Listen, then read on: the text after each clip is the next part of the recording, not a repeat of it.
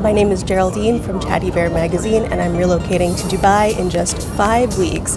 In the meantime, I'm taking a quick detour to New Delhi. The reason is because Amit has finally received his permanent residency interview at the High Commission of Canada. And so in this video, you're going to see a few things.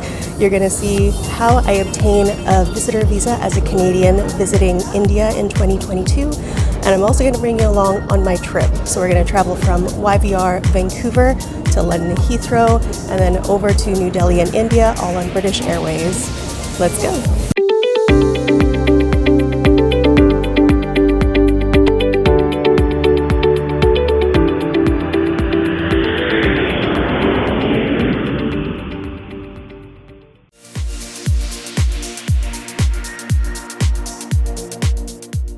As we finally have a PR interview date for Amit in New Delhi on August 16th.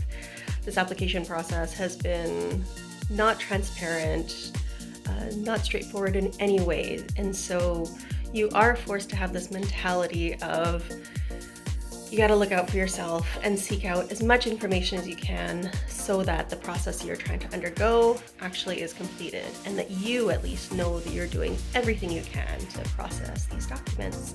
But step number one is really to, of course, I spoke with my employer, and then to secure a visa for travel. The visa for travel is unfortunately very complicated, particularly during these times. So to secure a visa for travel, what you really need to do is go in person, have an appointment to an office. Unfortunately, a Canadian cannot obtain a visitor visa for India right now through e-visa, although that is advertised. So a lot of caution to anyone going through this process. Do not submit your information, or I would not suggest submitting your information online, because frankly, it's either not true or you're overpaying for something that you can manage yourself. Alrighty, I'm heading to my appointment now, just grabbing a bit of gas and then rushing out. Oh, as stressful as this process is, I always think about folks who don't have accessible vehicles, folks who don't have understanding employment situations. It's really stressful to deal with visas and permanent residency as it is, and adding those additional pressures and barriers, it's really difficult. So it's such a relief to be on this side of the story. While my entire story isn't done, of course, overcoming the hurdle of submitting the visa application for India is a huge relief. Oh my goodness. So this is the overall process. So I had a last minute appointment booked for 9:20. You're given a 10-minute slot. So my slot was 9:20 to 9:30 a.m. and you're instructed to arrive 5 minutes before your scheduled time. I arrived there. They allowed entry because I had a printout copy of confirmation that I have an appointment.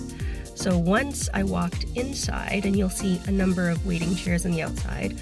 Once I walked inside, you're waiting in a multi-level stairwell. It's from the ground level up to the first floor. And today there were about 13 people, including myself, standing in that stairwell waiting to go inside to the actual office. So there's really poor ventilation in that stairwell. There is an elevator. I haven't seen anybody use it, but it is available. There's no washrooms available in that stairwell. So once you get to the top, you are greeted by a receptionist. The receptionist asks to see your application, and really this person is confirming that you have the documentation required and that they can help you there. So they also process Indian visas, from what I understand. They support the embassy, and then for my purposes, I was there for a visitor visa.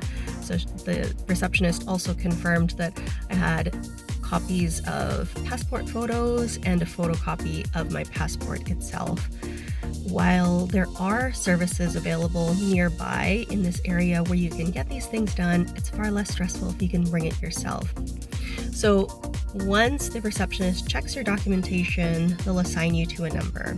So at this point, it was about 9:45 a.m. and the number they were calling was number 23. The number that I was given was number 38. And so that means I had a number of folks in front of me. There are not clearly marked restrooms in the wait area, but if you ask staff, they will allow you to use the restroom, which is actually marked for employees. That's very kind of them. So overall, I sat down at about 9:45 a.m. in the wait room, and now it's about 10:30. So the overall process from entry to leaving on a weekday morning was just over an hour. I'd say an hour and 10 minutes. And this time I applied for a 1-year multi-entry visitor visa.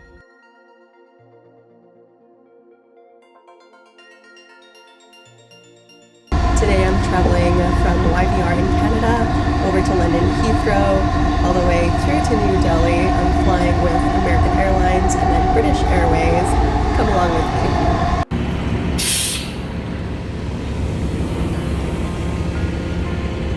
I don't know why, I feel so nervous this trip. I travel so much.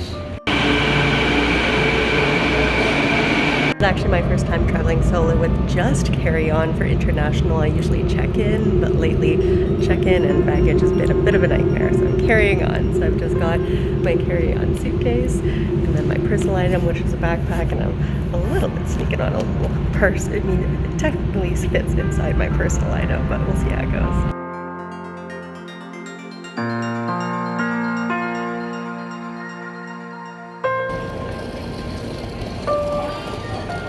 Just checked in with British Airways. It's always a big relief when it's all done. They did check that I had my visa for India, as well as my registration with the airport in New Delhi, and then also my proof of vaccination. So I'm glad that I had hard copies with me. Just makes it a bit easier for the conversation.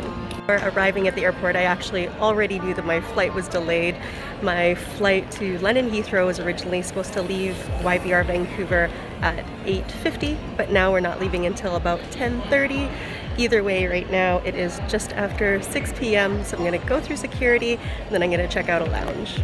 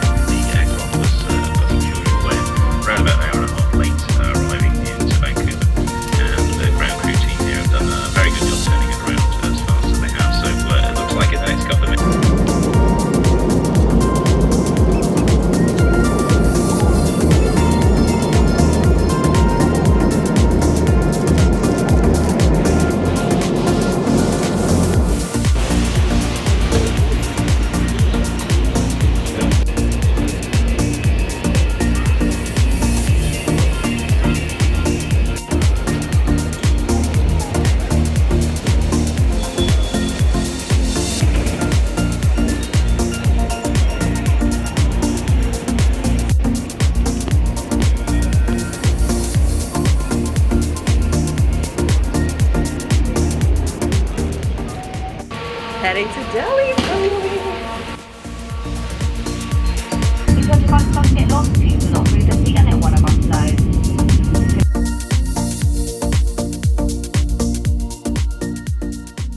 Well, I was pulled for a random COVID test, so let's see how this goes.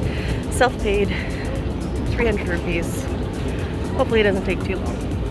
Well, it never feels good to be pulled randomly, but I tend to get pulled often, so that's okay with me.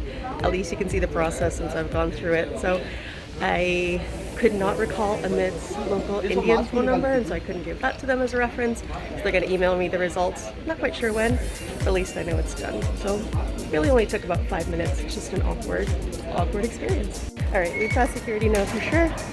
Let's find gate 4, because that's where Amit is. Folks are really aggressive outside, so I don't like to exit unless I know exactly where he is.